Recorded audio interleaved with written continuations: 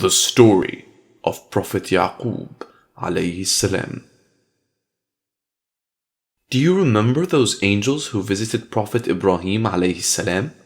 Yes, they informed the Prophet that Sarah, even though she was old, would give birth to a son.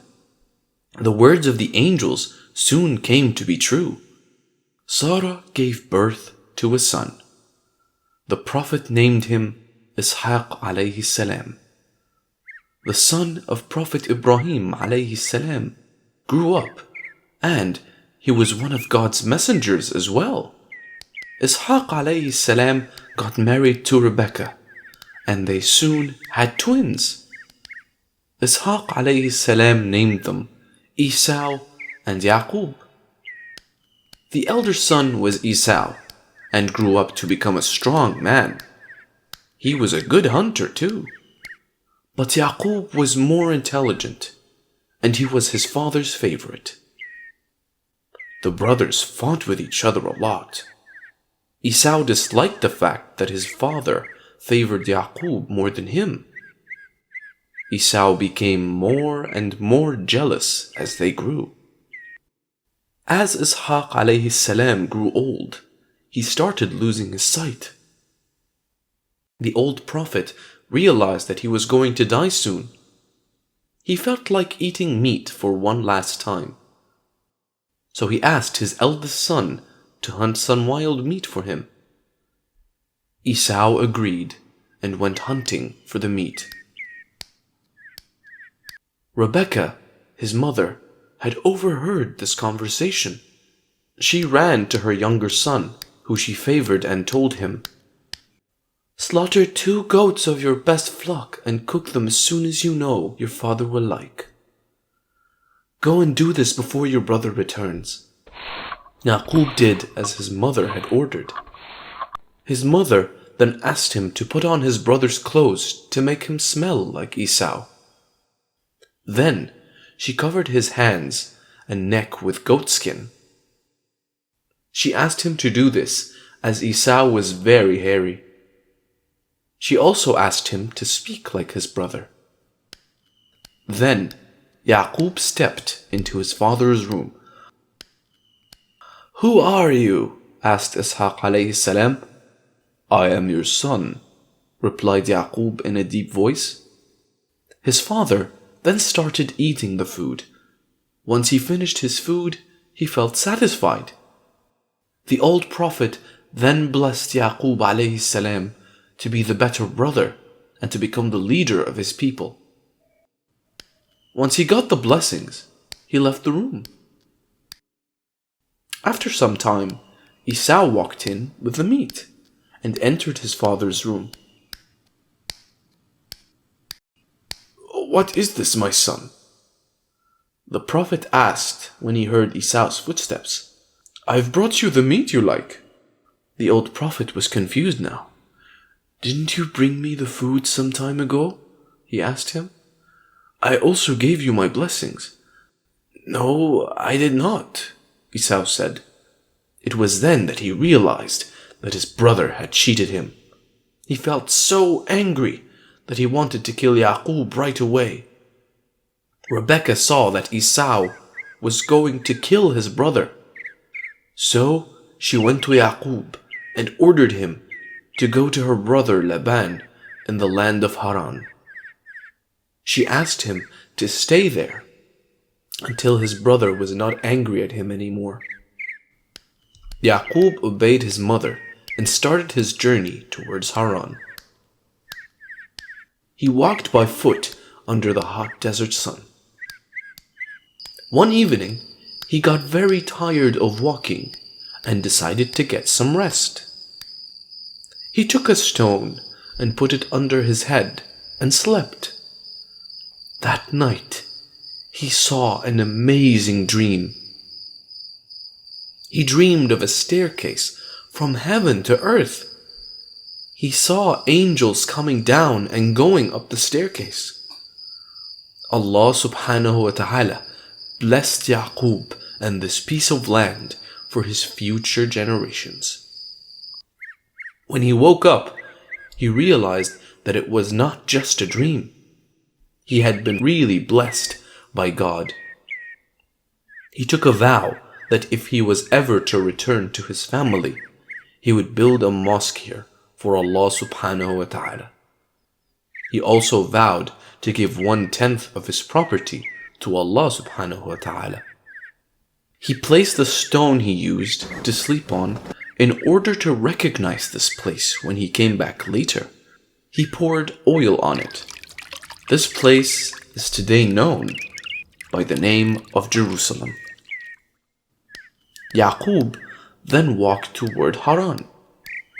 He walked for many days and he finally arrived in Haran.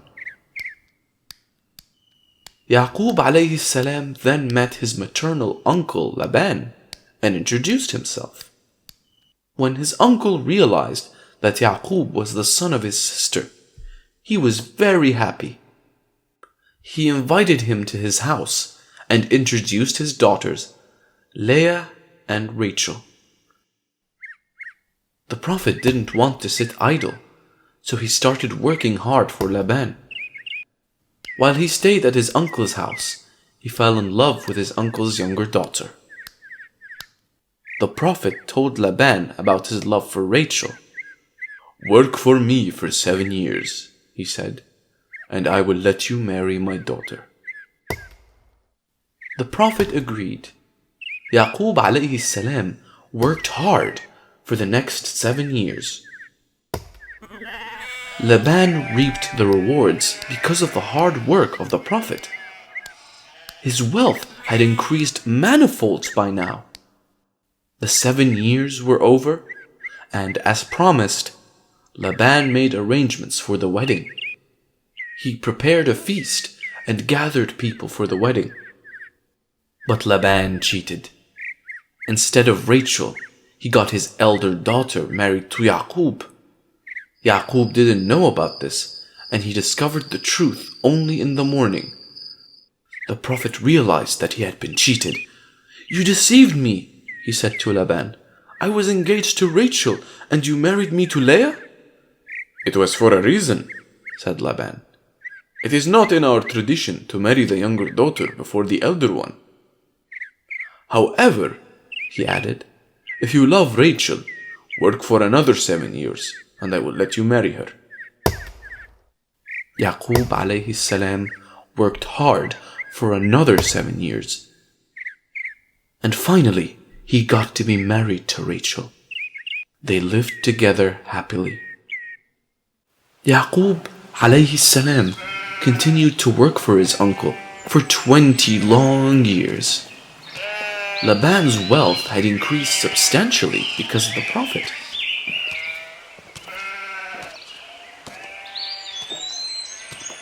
But he was now missing his family very much, and he wanted to go back to them.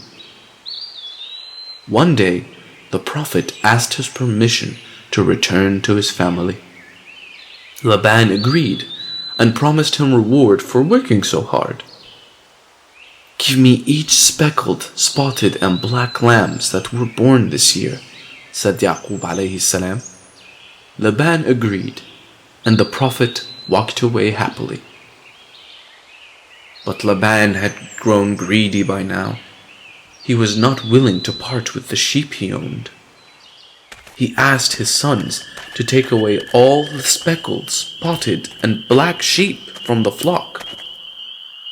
When Yaqub alayhi salam woke up in the morning, he realized that he had been tricked by his uncle. But Laban's trick didn't help him at all. When the sheep bred, most of them were born black or speckled. This was a miracle. When Laban saw this, he was angry. He had promised all the black lambs to Yaqub alayhi salam. One day, Allah subhanahu wa ta'ala asked the Prophet to return to his country. The Prophet asked his wives and children to start packing as they were about to leave Haran. He took everything that belonged to him, including the spotted and black lambs. The Prophet did not tell Laban about his plans. He knew that his uncle would trick him into staying back, and knew that his uncle would never let him take his share of cattle. When Laban realized that Yaqub had taken his belongings and left Haran, he was very angry.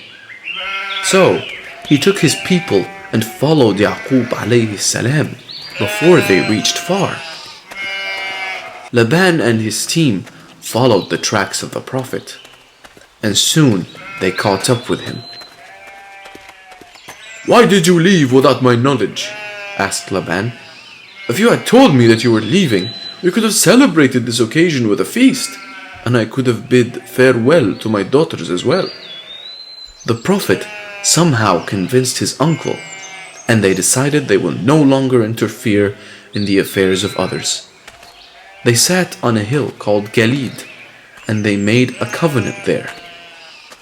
It was decided that neither of them would enter the land of the other from that day. Then they cooked food and ate it together. Then each bade the other farewell as they departed, returning to their own country. The Prophet and his family walked, then started traveling towards his country.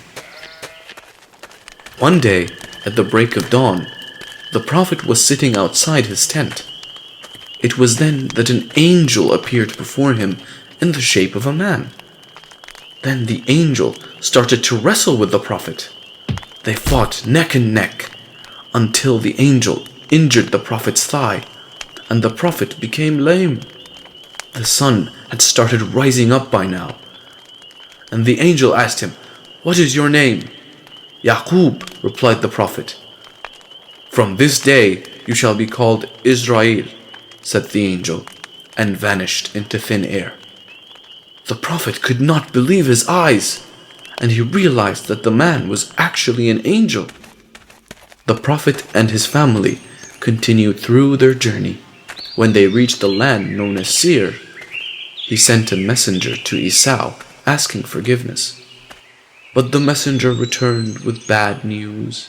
He informed the Prophet that Esau was riding toward him with some 400 men. The Prophet realized that his brother had still not forgiven him. He was afraid. So he prayed to Allah subhanahu wa ta'ala, seeking his help. The Prophet then prepared a great present for his brother. He asked his servants to take 200 goats, 200 ewes, 30 camels, and many other animals along with them. He asked them to go ahead before him. "When you meet my brother," he said, "he will ask you who you are, and you should say they belong to your servant Yaqub, and the animals are the present for his master Esau." The Prophet waited for 2 more days, and then rode toward his country. Esau met Yaqub's slaves, and he was very impressed when they delivered the message.